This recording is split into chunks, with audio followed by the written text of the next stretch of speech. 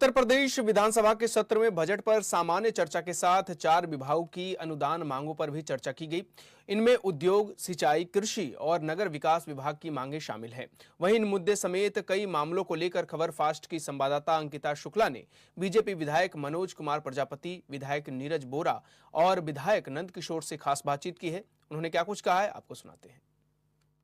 Budget सत्र चल रहा है और हमारे साथ बातचीत करने के लिए भाजपा नेता मनोज जी हैं। सर, जिस तरीके से आप लोगों ने 9 लाख करोड़ रुपए का बजट लाया है, विपक्ष कह रहा है कि पिछला बजट तो सरकार यूज़ कर लेती तब नया बजट लाती, अपना आखिरी बजट पेश करिए, क्योंकि 2027 में उनको मौका नहीं मिलेगा बजट देने का।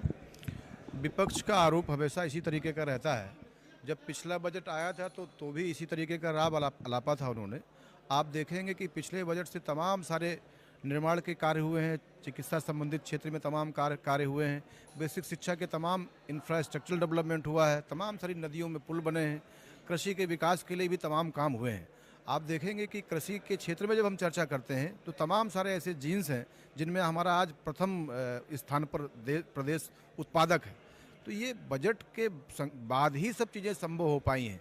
इसी प्रकार से जो यह बजट है, संरचनात्मक बजट है, सर्वस्पर्शी बजट है, समावेशी बजट है।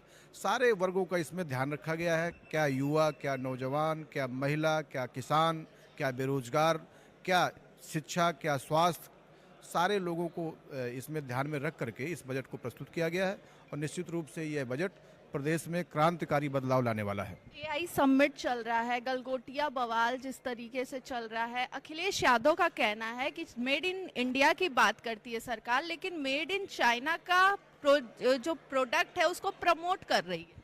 अखिलेश यादव का रिलेवेंस धीमे धीमे खत्म हो रहा है। उत्तर प्रदेश में अखिलेश यादव बड़े अगबगाहट में है कि कैसे हम सत्ता के नज़दीक पहुँचे, लेकिन जब उनके इतिहास को यहाँ की जनता खंगालती है और वो अपने इतिहास के बारे में सोचते हैं तो निश्चित रूप से जनता के पास जो आकलन है, जो लोग जातिवादी राजनीति करते हैं, जात के हिसाब से सत्ता में आना चाहते हैं, उनको इस प्रदेश ने नकार दिया है। जातिवादी लोग कभी भी सत्ता में नहीं आएंगे।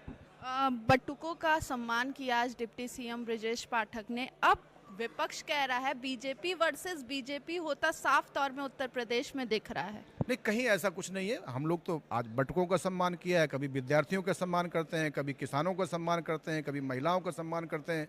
तो हमारा तो ये संस्कार है, हमारी पार्टी का संस्कार है कि कोई भी समाज का ऐसा व्यक्ति है जो सम्मान के लायक है, या सम्मान दे करके उसको विकास की मुख्य धारा से सम्मान दे करके उसके आत्मविश्वास को बढ़ाने का अगर काम किया जाना चाहिए तो हमारी सरकार में सभी लोग उस काम को कर रहे हैं। सर, एक आखिरी सवाल है। जिस तरीके से देखा जा रहा है बजट सत्र को, अखिलेश यादव ने कहा है कि पीडीए की काट नहीं काट पाएंगे बीजेपी, और लगातार 2027 में जनता इनसे त्रस्त है और सरकार बनेगी समाजवादी पार्टी। पीडीए का आप मूल्यांकन करिए।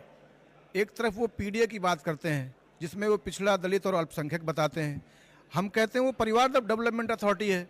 आप उनके जितने सांसद हैं पिछड़ों की बात करते हैं, उनके चचेरे भाई सांसद, वो खुद सांसद, उनका भतीजा सांसद, उनकी पत्नी सांसद। तो आप इसी से कल्पना कर लीजिएगा ना कि एक ही परिवार के 5-5 लोग सांसद हैं, तो वो परिवार डेवलपमेंट अथॉरिटी का काम करें। पीडीए का आशय ये है, लोग जानते हैं, उनके शासन को लोगों ने देखा है, तो पीडीए का कहीं कोई असर नहीं है। सारी चीज़ें सबके सामने 27 में आएंगी। एक बार पुनः प्रचंड बहुमत से भारतीय जनता पार्टी की सरकार उत्तर प्रदेश में आएगी। बहुत बहुत धन्यवाद। तो ये थे भाजपा विधायक जिन्होंने साफ तौर पे बोला है कि एक बार फिर हैट्रिक के साथ हम 2027 में वापसी करने वाले हैं। और हमारे साथ बातचीत करने के लिए भाजपा विधायक नीरज बोरा हैं। सर, जिस तरीके